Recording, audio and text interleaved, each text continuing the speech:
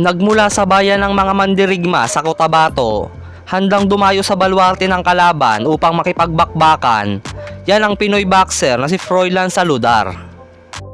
5 bansa na ang dinayo ni Saludar upang sagupain ang pinakamalalakas na pambato ng bawat bansang kanyang dinadayo.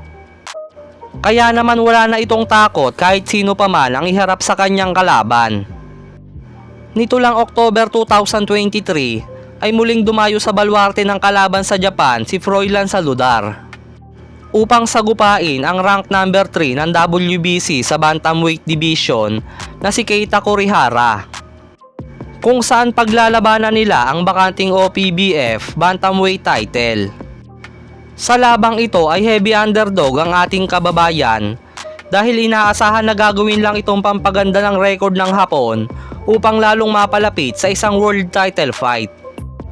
Ang laban ng dalawa ay ginanap sa Ariake Arena sa Japan, kung saan undercard nga ito ng laban ng Casimero versus Oguni. Bago ang kanilang bakbakan ay may baong kartada si Froilan Saludar na 33 wins, 7 losses, 1 draw at may 23 KO.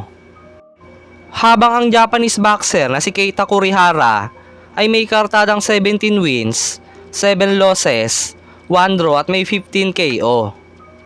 Halina mga boss at muli nating balikan ang kanilang naging bakbakan.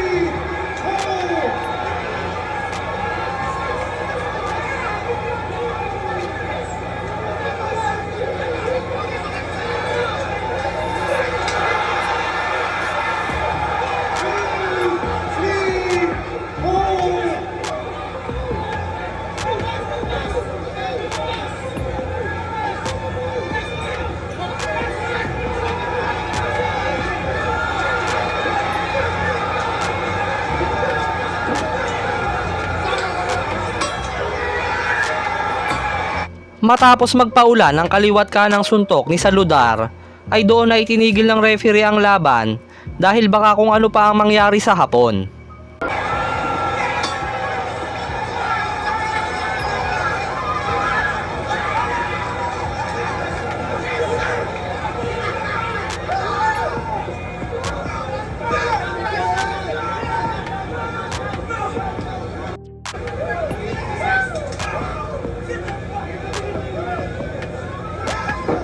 At sa panalong iyon ay naiuwi ni Saludar ang bakanting OPBF Bantamweight title.